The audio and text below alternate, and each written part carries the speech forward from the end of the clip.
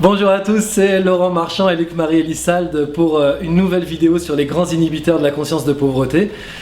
Aujourd'hui, le 5e grand inhibiteur, vous allez voir, c'est un inhibiteur véritablement intéressant et la moitié d'entre vous au moins va se sentir concerné par ça. Cet inhibiteur s'appelle l'exclusion de fait. Alors l'exclusion de fait, c'est simplement le fait, par exemple, d'être une femme dans certains milieux ou le fait d'être un homme dans certains milieux. L'exclusion de fait, c'est être éduqué avec l'idée que être une femme signifie ne pas réussir en affaires. Être une femme signifie ne pas savoir mener une entreprise. Être une femme signifie ne pas savoir être leader. Si vous êtes une femme et que vous avez été élevée dans un milieu qui était absolument bourré de certitudes quant à cela, effectivement, vous avez une chance d'être atteinte par ce grand inhibiteur. C'est un des inhibiteurs les plus injustes qui existent et c'est celui qui crée justement un immense sentiment d'injustice.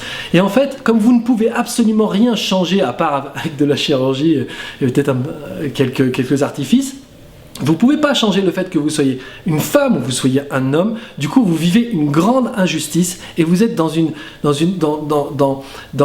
vous essayez d'avoir une énergie colossale à créer des choses parce que en plus du fait de les créer, en plus vous êtes en lutte permanente pour affirmer que oui, une femme peut aussi réussir. Et en fait, si vous vous libérez de cette énergie-là, parce que finalement vous n'avez pas à le prouver, vous n'avez pas à le revendiquer, une femme réussit aussi bien qu'un homme. Aujourd'hui, toutes les informations sont valables pour les hommes comme pour les femmes. Il n'y a pas de milieu fermé aux hommes ou fermé aux femmes.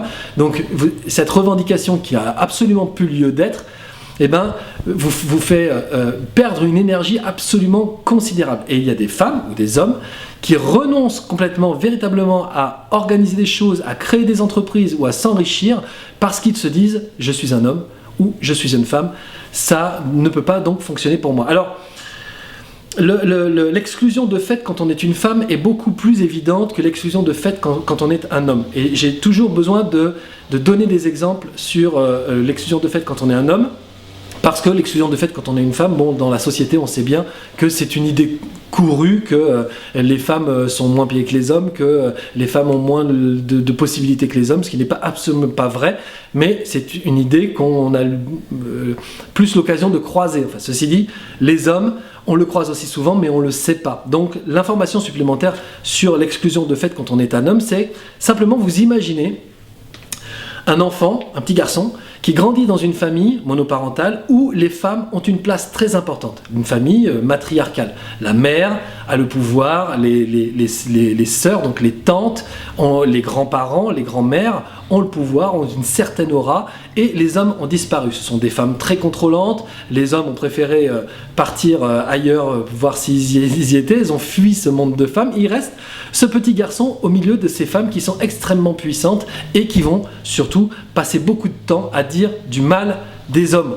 Donc ils grandissent au milieu de ça en disant je suis un homme donc je suis exclu de fait car le pouvoir et la puissance appartient aux femmes.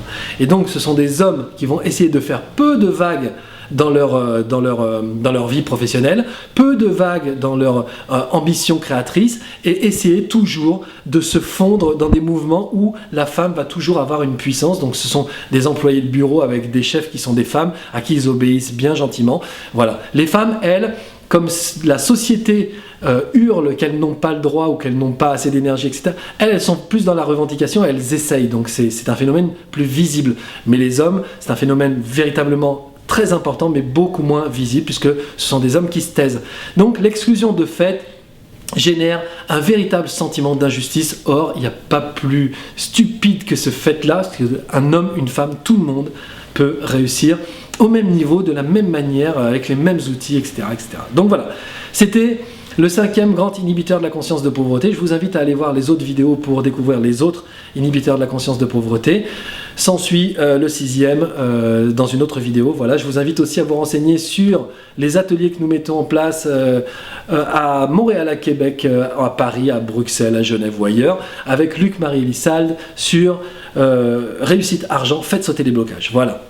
À très bientôt pour une autre vidéo. Ciao.